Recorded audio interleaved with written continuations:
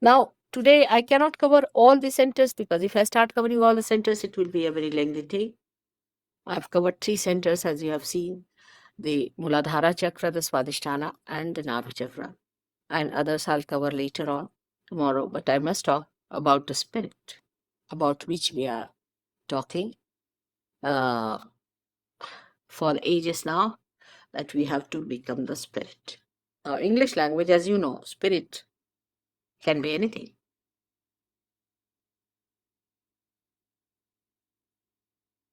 It's a very ambiguous word. Even to alcohols, we call it spirits. Even to the dead souls, we call them spirits. And even to the spirit, that is BR, the pure being, which is called as Atma in Sanskrit language, we call the word spirit. Here I'm saying, talking about that spirit, which is the pure being within you, which is a detached being within you, which is the witness within you, which sees you all the time, which watches you, which resides within you as joy and happiness in the heart. It resides in the heart. This spirit is not in our conscious mind, is not in our central nervous system, is not under our control. To give it an analogy, I say that the left side within us is like the flag, and the right side is like an accelerator in a car. Now, in the car, we are learning driving, sitting in the front seat, and there is the master watching at the back and seeing the whole play. Now, what you do is to go to the left, means sometimes you put the brake, sometimes you put the accelerator, make mistakes, and then you learn how to drive. That learning how to drive is the wisdom part of it, which comes to us through balancing our lives. Balance is the most important thing to begin with. But even if you don't have balance, I have seen in Sarjaga very imbalanced people get into the balance.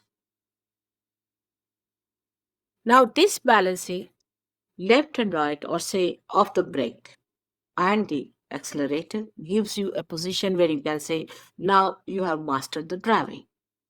But still, there is the master sitting at the back. Then you become the master. The master is the spirit within. You become the spirit and you start watching yourself as a driver. The whole thing becomes like a play, like a drama. That you separate yourself and start seeing everything happening before your eyes. Everything happening just like a drama outside, and you are not the part and parcel of it. So you enter into the area of your axis, and the periphery loses its impact on you. You become a person who is silent, wistful, quiet, and sees the periphery, the movement of the periphery, but you are not it. That's how you become the master. That's how you become the prophet. But Saj Yoga today has a power to make the prophets out of the men of God. And these prophets will have power to make others prophet. So says William Blake, the great poet of this country. And that's exactly what Saj Yoga is. He predicted it 100 years back. And today, if you come to Saj Yoga, you'll be amazed what you are. Whatever he has predicted about England, e.g., the Jerusalem of tomorrow, that tomorrow is today. This country of yours, England, which is so far, I don't know if people understand or aware of what this country is, which is the heart of the universe, which is the most important part of the universe, has to become the Jerusalem. For that, the Englishmen have to come out of their inertia to see what are their potentials, to rise up to that point, and that's going to work out. It's working very well in London. Of course, we can't have too many people because plastics can be produced in the machines in thousands. But if you have to have something living, it takes time. But once it takes time, once it comes to its maturity, I'm sure this great country is going to assume that status of becoming Jerusalem, the place of worship, where people have to come to worship. It's very surprising things are happening with Surge Yoga. The flower daisy, which never had any fragrance, if you go and see now, is having fragrance. Most of the English flowers had no fragrance. They were known by them. Most of the flowers are now having tremendous fragrance. You can see for yourself. All these things are working by nature, are worked out, they're coming. What about human beings? Where are they?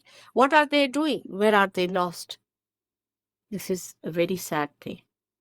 I came to London just by chance, I should say. Or maybe that is prearranged. My husband got elected to this job and he had to come. And this agency of the UN is only placed here. It's in England. It's nowhere else. You have only one agency of the UN. That is in England, for which my husband got elected, and so I'm here. Otherwise, I don't think I could have come here like a guru, because I don't have any other interest but this. And I could not have come here otherwise, because uninvited, I would not come to a country. But I came here as an invited person. It's all working out.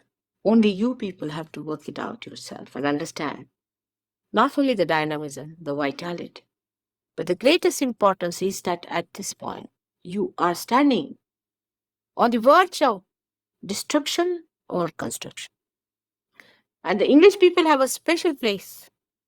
They have to rise up to it because they are the cells of the heart. I'll have this lecture tomorrow again. I'll hope you'll come and make it comfortable. Sorry for my throat. I've been speaking day in and day out every day. Thank you.